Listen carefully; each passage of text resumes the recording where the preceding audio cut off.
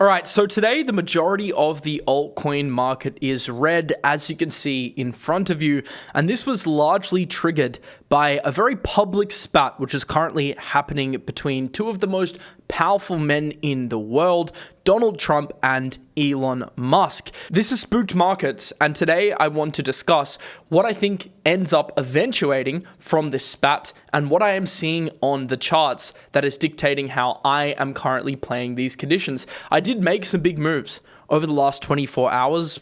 One of them might be a bit controversial that we'll discuss later in the video, but I did so for good reason.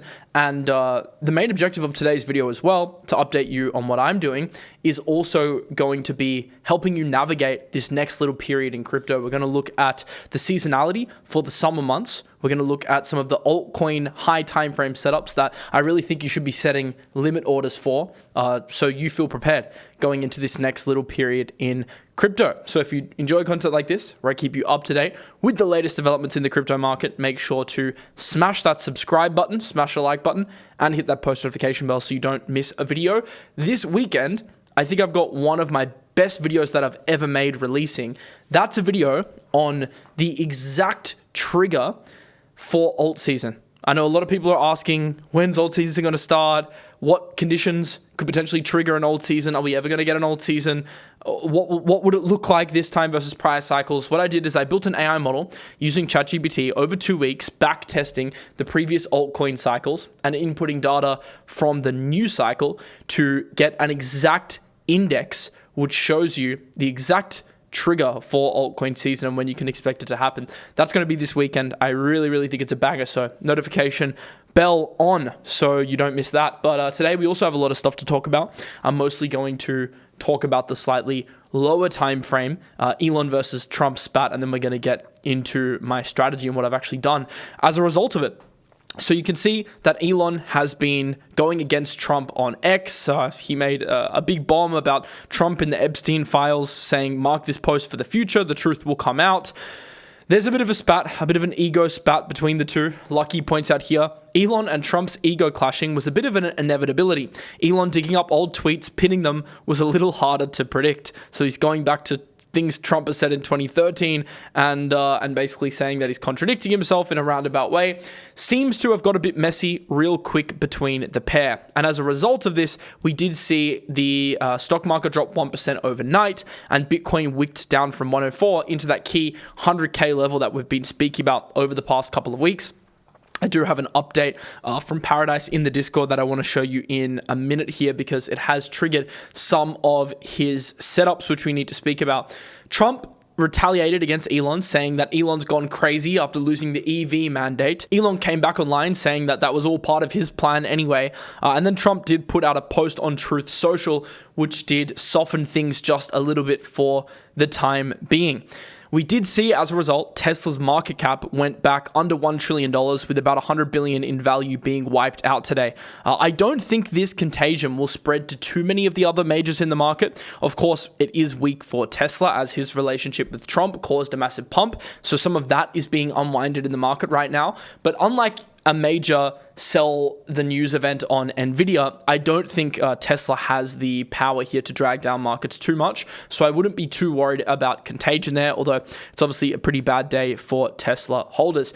I actually, not financial advice, am bullish on Tesla longer term, especially due to their creation of humanoid robotics. I think they're going to have a massive say on the future of that industry and have some of the leading tech there. And my personal thesis is that we see robotics start to be integrated in our daily lives within the next decade, possibly even sooner than that in some industries. And Tesla is one of the only investable proxies for that, apart from, the pick and shovels, like the hardware, the chips, Nvidia. I think Tesla is in that basket. So it's one that I'm personally DCAing into over time because I think the prospects of strong performance as robotics starts to proliferate more in the world, in commercial and residential use cases, I think that potential is quite high. I've also got a video coming out very soon on another AI ecosystem that I think is going to be, a key factor as this world continues to change and develop. So yeah, that's been a rabbit hole I've been going down, which has been pretty insane. That video will be coming out probably next week. So as usual, post notification bell on. I like this post here from Plur Daddy. They kind of give a take on this Elon Trump situation, saying markets sold off thinking that Elon Trump fracture means Trump loses his propaganda arm on X and has a worse chance of passing his tax bill, holding majorities in midterms and then winning versus DS in 2028. Reality is, this weakening of Trump narrows his ability to drive unpopular policies, such as tariffs that create unwanted volatility for markets. It instills discipline on him to pursue his agenda through angles popular with the public, as he has lost his tool of influence over them. If anything, it makes it more likely he pushes towards greater fiscal spending and giveaways, since that is what people want.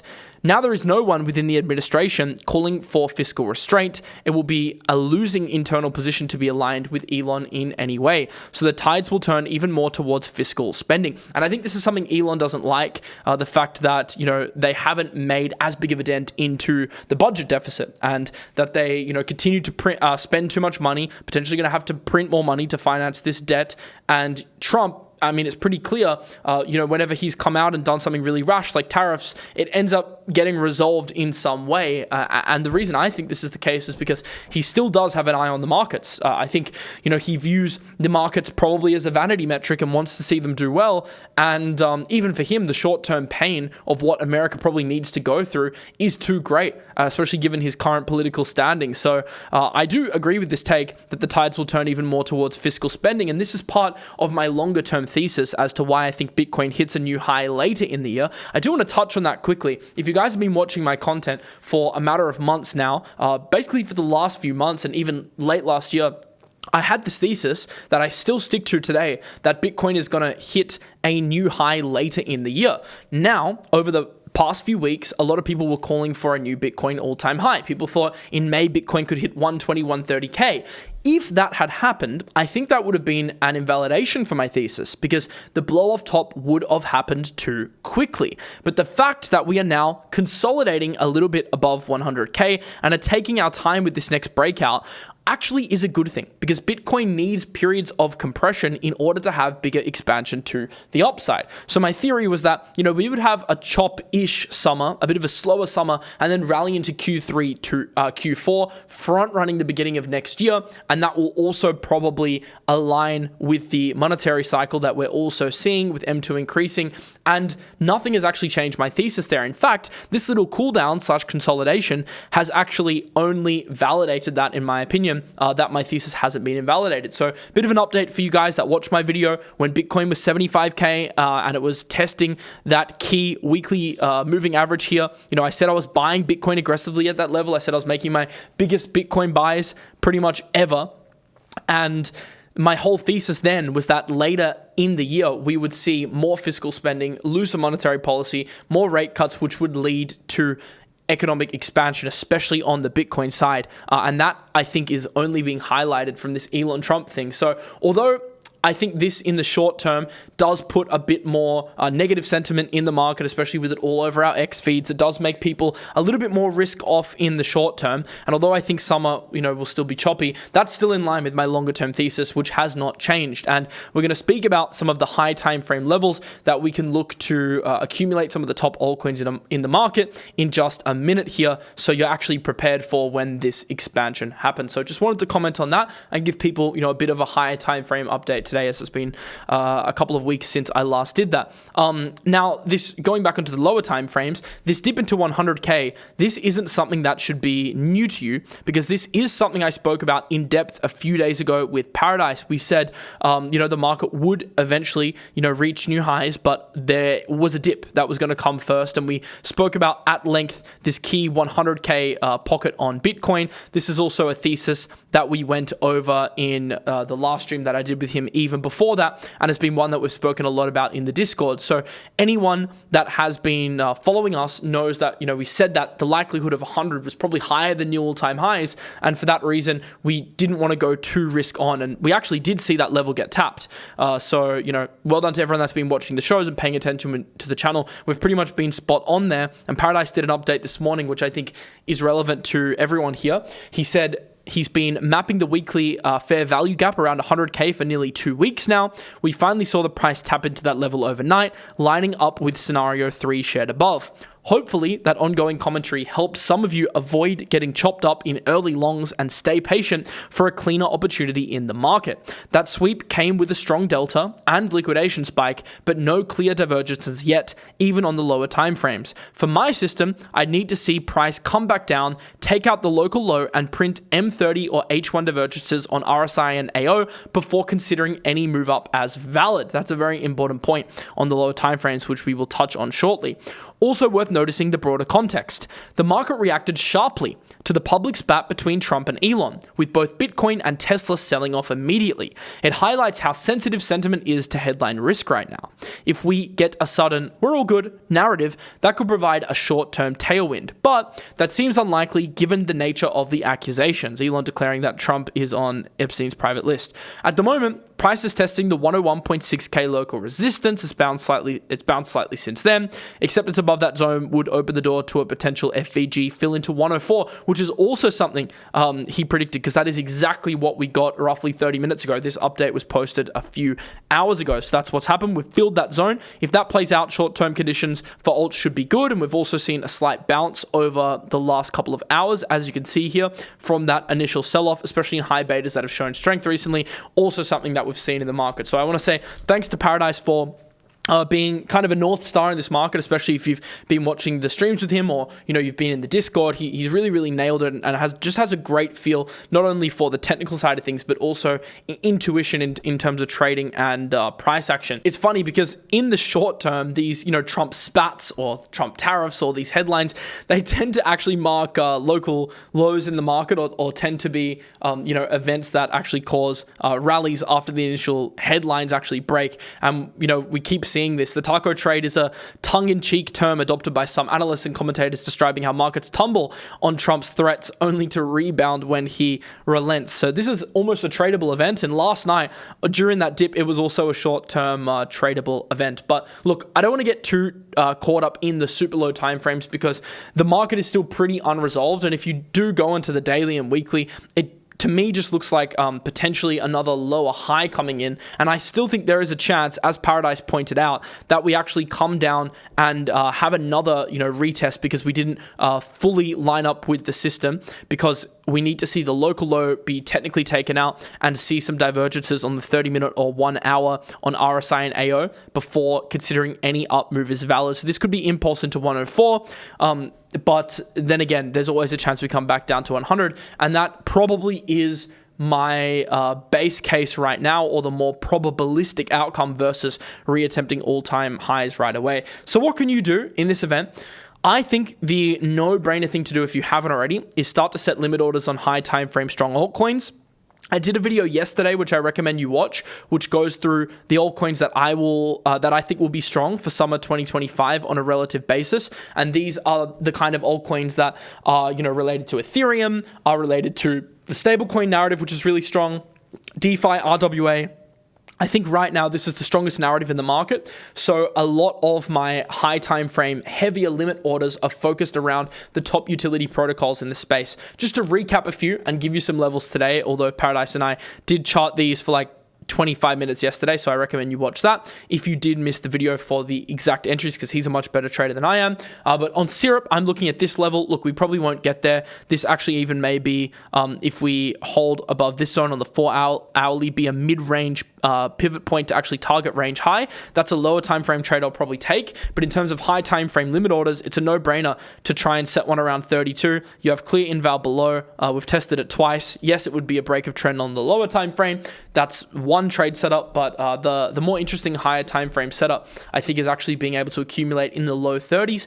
That's if Bitcoin did come back down and retest 100K. We always want to be prepared for that eventuality, and if Bitcoin goes down and tests 100K from this level, it's another 4% down. If you look at the syrup chart from the mid-range zone to the bottom zone, it's roughly 17%. Probably a little bit heavy-handed for a clean 100K retest, but what often does happen with Bitcoin retests, as you can see, times prior, it'll actually wick below before impulsing back up and reclaiming. So, we could see a scenario where we wick back down, maybe fill 97 to 98, then come back up again.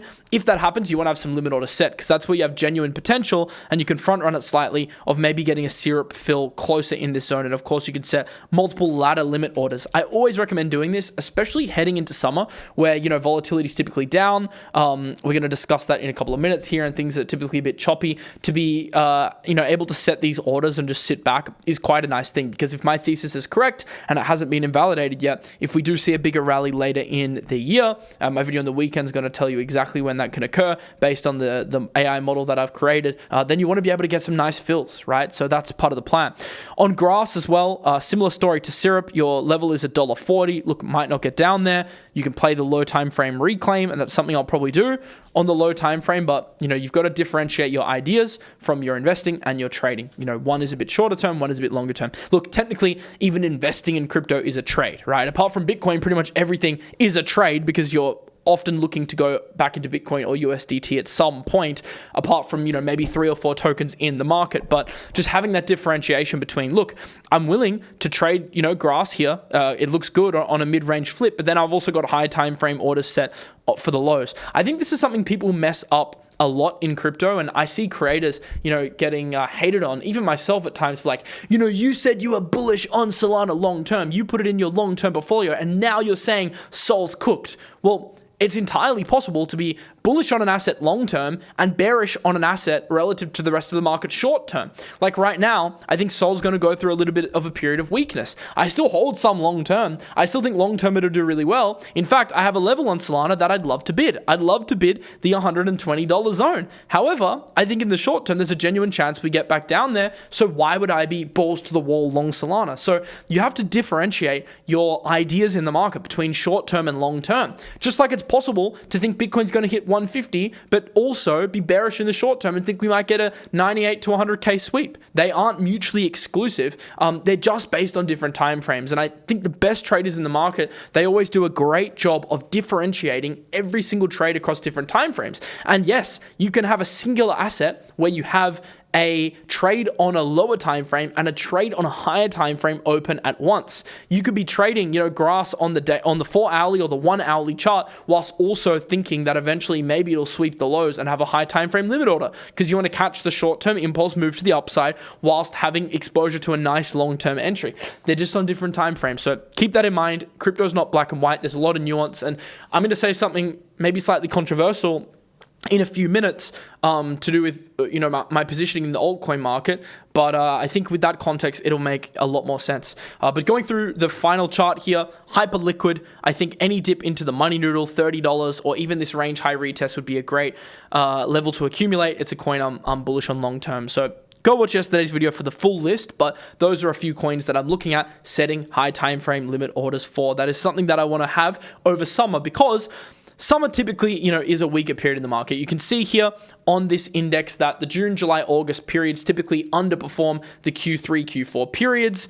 As Dan Crypto Trade says here, seasonality is never something to solely base your decisions out of, but it can work out well. Many investors are watching the same thing after all, and this tends to create a self-fulfilling prophecy, which is also why I think the Q3 rally may actually start at the end of summer, because the market starts to actually front-run that narrative. So being a little bit further ahead and advanced is, one way to beat the market or be earlier to a trend shift. What you want to be looking at is for divergences and trend shifts on the lower time frame, which of course I'll keep you updated on. And as Tyler points out, May 2025 volatility hit its lowest level since October 2023. June is now dropping and will likely fall below May. So what typically happens over summer, and I don't think this summer will be entirely different, is liquidity tends to dry up and volume tends to dry up, because a lot of the big traders go away on holiday. A lot of people are scared to position massively, and the market just tends to be less interesting in terms of the news cycle, and that's happened pretty much every year.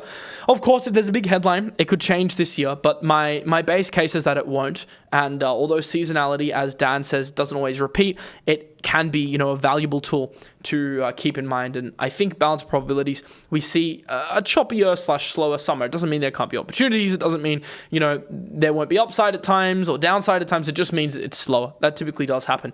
Make sure you do stay tuned for my video on the weekend, because it's going to tell you the exact signal that you need to look out for altcoins here. Now, I want to discuss something a bit controversial. If summer is going to be lower liquidity, if we're going to potentially see some chop across the market, then there is a strategy that you can implement. Now, it's something I'm doing, but it really depends on A, how advanced you are as an investor, and 2, how much capital you're playing with and what your strategy is.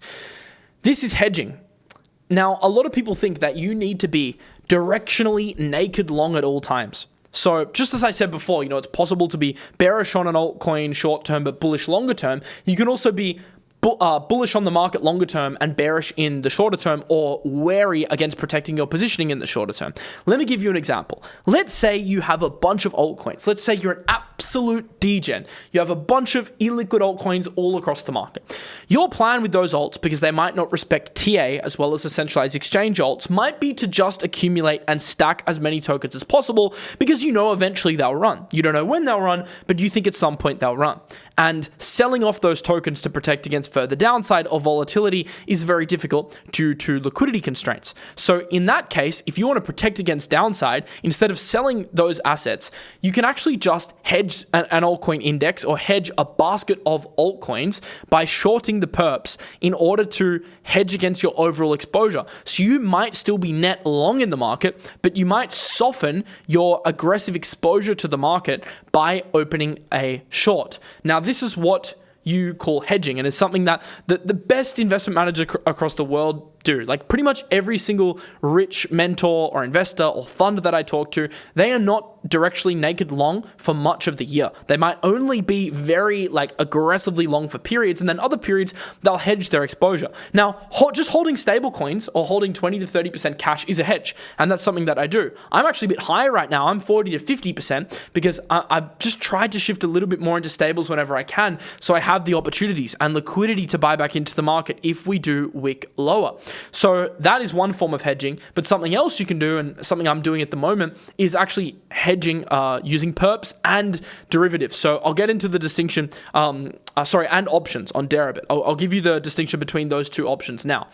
So the first thing you can do is look to short weaker assets on Binance. Now, I'm not saying you need to be bearish on the market. You might have the thesis that, okay, we're going to be strong into the end of the year, but I'm expecting potentially some more downside in the meantime. Look, I don't want to go all out of my long-term portfolio, but I just want a bit of protection against downside, because if there's downside, at least I can make money on the short, close some of those positions, and then roll it into high time frame levels if we do come down and test them on alts that I'm bullish on.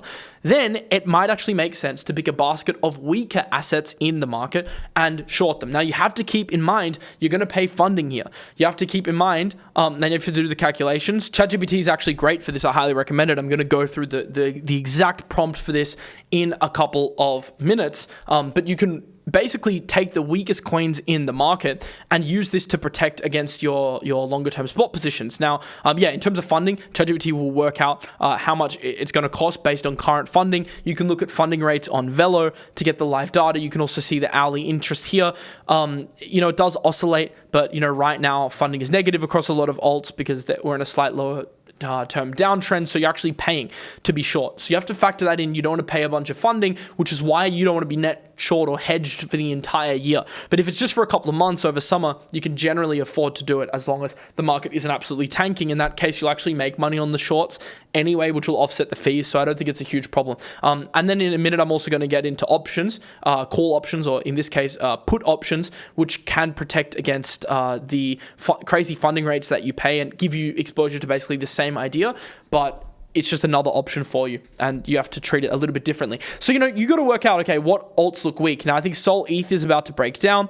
I know it's at support, but it does look quite weak as an overall high time frame pattern. So you, instead of, shorting ETH, which is typically the altcoin you'll short, and had been the best one pretty much this entire cycle, if you wanted to hedge, I think it looks a bit stronger than Sol structurally. So maybe Sol would be the one. If I wanted to hedge and pick a basket of alts, I'd pick that. But what you can also do is you can just take some of the weakest coins in the market. Now, L2s and narratives that aren't hot, like things like Arbitrum, these sort of coins, these are typically, and you got to watch out with funding with these coins, but these are typically the best ones to use as hedges. Like if you just scroll through here, it's pretty clear the coins that aren't going to pump. I'm not that bullish, especially shorter term on things like Cardano, things that have just shown technical weakness. These are typically the best ones. Like even Near Protocol has looked weak. Like anything that's in a downtrend, you could basically take a basket. So let's say, you have a $100,000 altcoin portfolio. You want to hedge on like a 2x, or even, you can go lower than that on some exchanges, like a 1x. You might put $10,000, $20,000 of your stable coins to hedge against 100K into a basket of 5 assets, ADA, Solana, AVAX, 2 other assets you're not bullish on, you put 2K each. That would be an example of hedging. Now, what I recommend doing is going on to ChatGPT, and this is a great exercise. I like the O3 model for this, and putting in a prompt like this: help me come up with a hedging plan to mitigate against summer downside / chop for my altcoin portfolio. Ask me a series of questions to better tailor your advice to my situation and beliefs. And it asks you for a bunch of questions. You could send it your portfolio, just screenshots fine, give it the allocations, what's your net worth, your portfolio size, your risk tolerance, the time horizon, when you expect the market to be weak, what's the acceptable window for this, what's your base case view, are you bullish, bearish, what's your mid case view, what's your bullish case view, what exchanges do you use, what do you have access to. Answer all of these questions, and it will actually help you come up with a formula based on your goals. And obviously, use your own intuition. Don't just copy ChatGPT, but this is a good reflection exercise to do to actually find out how much you should hedge if you do want to hedge. You have to be careful with perps, so please make sure you do your own research before you consider this. For some people, it actually just makes more sense to use options on Deribit. They've got SOL options. They've got BNB, Ethereum, and Bitcoin. These enable you to bet against future prices, but without allocating the same amount of capital. What does this mean? Well, if you want to hedge, let's say you think Solana is going to go down, right? Or you want to hedge by effectively shorting Solana. Instead of having to tie up $10,000 in a Solana short and pay funding on it, what you can do is buy call options to protect the equivalent amount in the future for a lower upfront cost, so it's better for capital efficiency. And obviously you have a strike date and a strike price that gets hit in the future, but as you approach that date, let's say Solana keeps going down to 130, 120, the options that you have are actually worth more. You can then on-sell those options for a premium, and that spread of profit is how you actually make money and hedge. Now, in the event that, Solana is looking really good, as you get closer to the date, obviously your option will be less attractive. It can actually go down in value, and you also have the choice to actually hit your strike price. So I think options are a good way. In tandem, I usually do both. Whenever I'm hedging, I'll use perps. I'll hedge the weakest assets that I think will do worse relative to the market on perps. Definitely not Bitcoin right now, but definitely a basket of altcoins. And then I'll also put this alongside puts. So put options are betting on further downside, and you can pick, as you can see here on Ethereum, but you can also go to Solana, for example. You have a variety of dates. This one's quite good, for example, 25th of July. This is like midsummer, just before I think the market might pick up, and you basically have all of these strike prices basically for the asset, and you can pick the amount. You can see the mark, the ask, the size available, and you can toggle the dates to get different prices. So you can see on the left, it has the strike price. So we're currently at $149.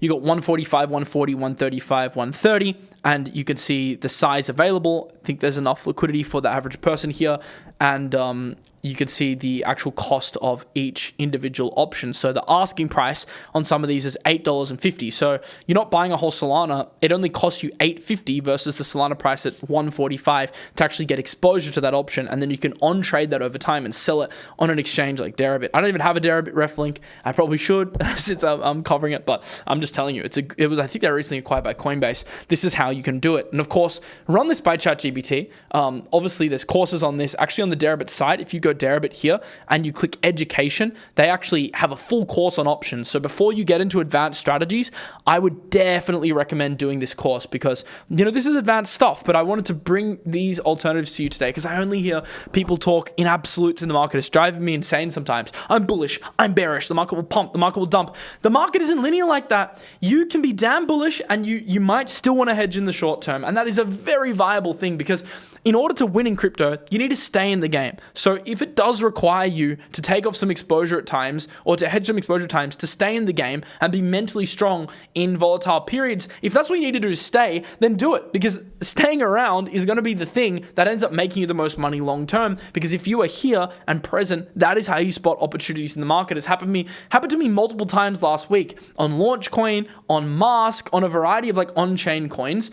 A lot of people have left the market, but I was able to hit a few very good trades just because I was present. And just by function of being present, you unlock so many opportunities in the market because you've increased your luck surface area. So that's why this stuff is ultimately very, very important. You'll see the best traders in the world doing it. But I'm just giving you a little tidbit today and some advice to help you do that. But yeah, overall, that's pretty much all I have for today. Make sure you stay tuned for my video on the weekend. It's going to be great. Notification bell on. That's going to go really deep into when I think things could turn around for altcoins and the exact trigger for that I've backtested using AI. Hopefully you enjoyed the video. I will see you in the next one. Have a lovely rest of your day as usual. Peace out.